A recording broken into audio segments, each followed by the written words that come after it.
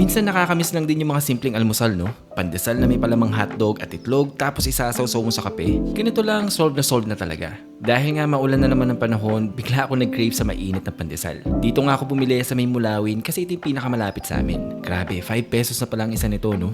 Di pa nga ako nakakauwi, nakadalawa na agad ako kasi gusto ko talaga siyang lantakan habang mainit pa. Anyway, para gawing ultimate breakfast na to, nagluto na rin ako ng mga ipapalaman dito. Nagprito lang ako ng scrambled egg, tapos sinunod ko na rin yung hotdog na ganyan yung pagkakahiwa para mas madaling ipalaman. Tapos to make it a little extra, nagluto na rin ako ng corned beef.